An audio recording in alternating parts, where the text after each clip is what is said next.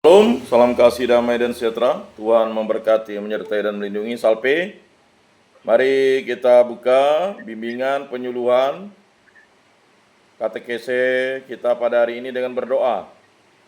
Dalam nama Bapa dan Putra dan Roh Kudus. Amin. Allah Tritunggal Yang Maha Kudus, kami bersyukur di hadirat-Mu, karya agung mula yang menyatukan kami di tempat ini. Berkati, bimbing, lindungi, sertailah kami. Berkatilah kegiatan kami ini, bimbingan penyuluhan dan katekese, agar menjadi berkat bagi kami, dan kami menjadi putra-putramu yang selalu mewartakan kasih Kristus, menjadi murid Kristus yang selalu mengajarkan ajaran cita kasih dan menerapkan ajaran cita kasih. Pada minggu Advent kedua ini, berkati, bimbinglah kami, agar kami mempersiapkan diri dalam masa pertobatan ini, masa penantian ini, dengan harapan yang kuat dan dengan yang utama tuntunan Roh Kudus.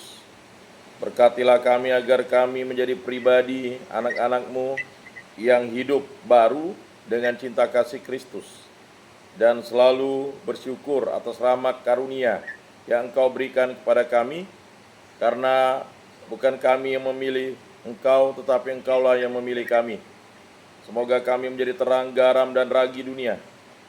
Dan yang paling utama, selalu setia kepada Allah Tritunggal Yang Maha Kudus. Semua doa kami serahkan dengan perantaraan Tuhan kami Yesus Kristus yang hidup dan beraja, kini dan sepanjang segala masa. Amin.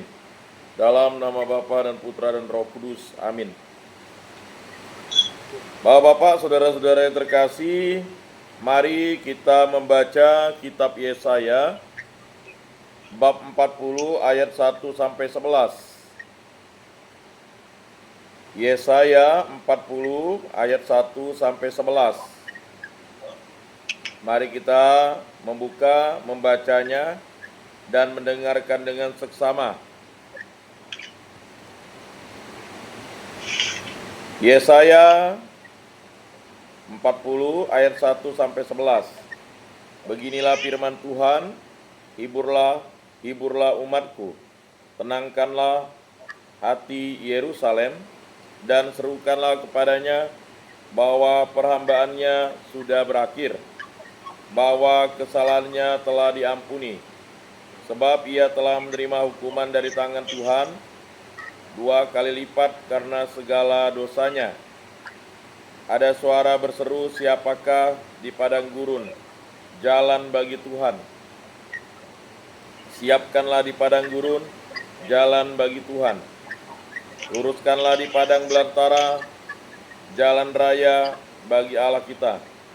Setiap lembah harus ditutup, setiap gunung dan bukit harus diratakan, tanah yang berbukit-bukit harus menjadi rata, dan yang berleka-leku menjadi datar. Maka kemuliaan Tuhan akan dinyatakan, dan seluruh umat manusia akan melihatnya bersama. Sungguh Tuhan sendiri telah mengatakannya. Terdengarlah suatu suara, berserulah. Jawabku, apa yang harus kuserukan? Serukanlah, seluruh umat manusia adalah seperti rumput, dan semua semaraknya seperti bunga di padang. Rumput menjadi kering apabila Tuhan menghembusnya dengan napasnya. Sesungguhnya lah bangsa itu seperti rumput. Rumput menjadi kering, bunga menjadi layu. Tetapi firman Allah kita tetap untuk selama-lamanya.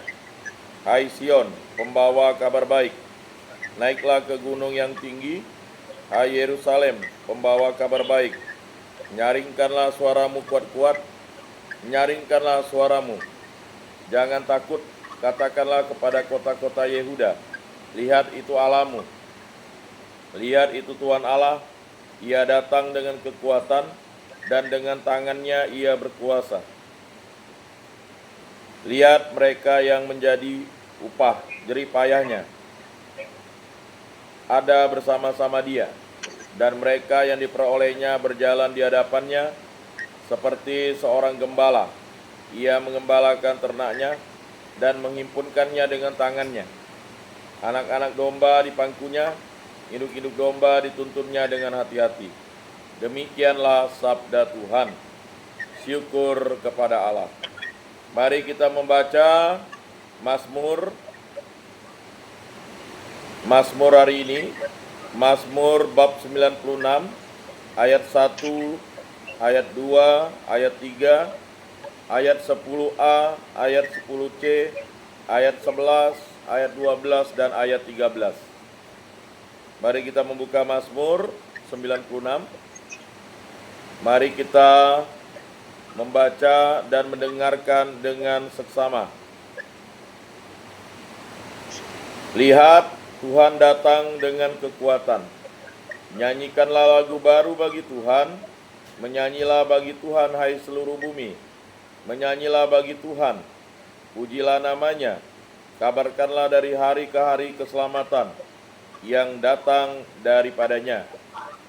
Sebab maha besarlah Tuhan dan sangat terpuji. Ia lebih dahsyat daripada segala dewata. Katakanlah di antara bangsa-bangsa, Tuhan itu Raja. Ia akan mengadili bangsa-bangsa dalam kebenaran. Biarlah langit bersukacita dan bumi bersorak-sorai. Biar gemuruhlah laut serta segala isinya.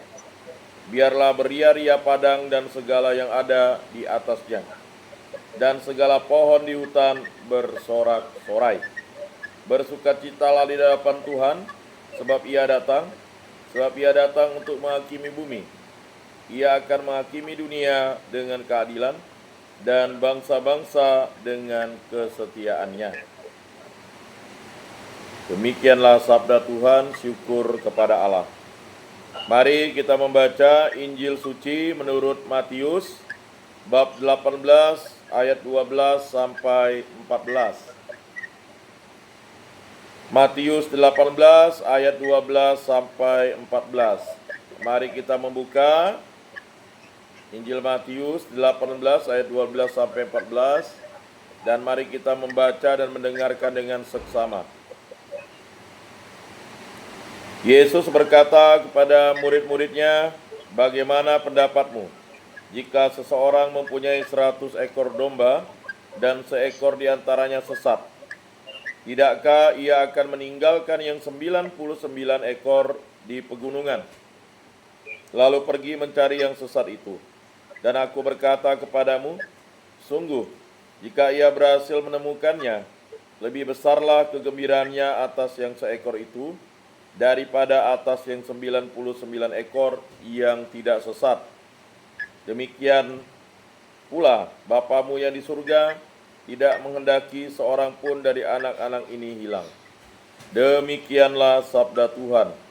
Terpujilah Kristus. Bapak-bapak, saudara-saudara yang terkasih, mari kita mendalami tiga bacaan pada hari ini, bacaan hari ini, untuk bimbingan, penyuluhan, dan katekese kita. Kitab Yesaya, bab 40 ayat 1 sampai 11, memberikan peringatan kepada kita bahwa dosa mengiring diri pada akibatnya, yaitu hukuman. Namun dari Sion akan datang Sang Kabar Baik. Dengan tobat dan berbalik kepada Tuhan, setiap kesalahan umat akan diampuni. Mari kita merenungkan kitab Yesaya 40 ayat 1 sampai 11 ini. Yesaya 40 ayat 1 sampai 11 merupakan bagian dari kitab Yesaya yang menggambarkan penghiburan dan janji keselamatan Allah kepada umatnya. Ayat ini dimulai dengan seruan penghiburan dan berlanjut dengan gambaran tentang pemulihan, pengampunan, dan kehadiran Allah yang penuh kasih. Jadi Yesaya 40 ayat 1 sampai 11 ini memberikan gambaran tentang pemulihan, pengampunan, dan kehadiran Allah yang penuh kasih. Mari kita lihat yang pertama, seruan penghiburan ayat 1 sampai 2. Allah berkata, hiburkanlah umatku, Seruan ini menegaskan bahwa Allah tidak meninggalkan umat-Nya. Meskipun mereka jatuh dalam dosa, hukuman mereka telah selesai dan pengampunan diberikan. Ini mengingatkan kita bahwa Allah adalah sumber penghiburan sejati yang tidak pernah meninggalkan kita dalam penderitaan. Refleksi bagi kita, dalam kesulitan hidup, percayalah bahwa Allah tetap hadir dan memberi penghiburan. Kemudian, apakah kita sudah menjadi pembawa penghiburan bagi sesama? Itu pertanyaannya. Berikutnya, yang kedua, persiapan jalan bagi Tuhan. Ayat 3-5. Ada suara yang berseru-seru, persiapkanlah jalan untuk Tuhan di padang gurun. Ayat ini mengajak umat untuk memperbaiki hidup mereka, meluruskan jalan bagi Allah. Gambaran ini sering dikaitkan dengan pelayanan Yohanes Pembaptis yang mempersiapkan kedatangan Yesus. Nah, refleksinya bagi kita, persiapkan hati kita untuk menyambut Allah dengan bertobat dari dosa dan meluruskan jalan hidup. Maka minggu kedua Advent ini kita diajak untuk mempersiapkan diri kita, bertobat, dan menerima sakramen pertobatan. Karena sakramen pertobatan adalah tanda rahmat ilahi untuk menghapuskan dosa-dosa kita dan mengarahkan kita serta mengembalikan hidup kita kepada jalan Allah. Berikutnya pertanyaan bagi kita, bagaimana kita memperbaiki hubungan dengan Allah dan sesama? Berikutnya yang ketiga, keteguhan firman Allah, ayat 6-8. Di tengah kepanan manusia, firman Allah tetap teguh dan kekal. Rumput menjadi layu, bunga menjadi kering, tetapi firman Allah tidak berubah. Refleksi bagi kita, firman Tuhan adalah pegangan hidup yang tidak pernah berubah. Apakah kita setia membaca dan merenungkan firman-Nya? Ini pertanyaan yang diajukan kepada kita setiap hari, setiap saat, setiap waktu. Kemudian bagaimana firman Tuhan menjadi kekuatan kita dalam menghadapi perubahan dunia? Ini penting. Firman Tuhan untuk menghadapi perubahan dunia. Hendaknya kamu membaca tanda-tanda zaman, kata Yesus. Sehingga firman Tuhan itu tetap up to date, tetap kontekstual, tetap modern dalam hidup kita. Karena memang firman Tuhan itu kekal abadi dan selama-lamanya. Yang keempat, Allah sebagai gembala yang baik, ayat 9-11. Allah digambarkan sebagai gembala yang lembut, yang memelihara umatnya dengan penuh kasih. Ia mengumpulkan domba-dombanya, merawat yang lemah, dan menuntun mereka ke jalan yang benar. Refleksi bagi kita, Allah adalah gembala yang selalu menjaga dan membimbing kita. Apakah kita percaya kepada pemeliharaannya?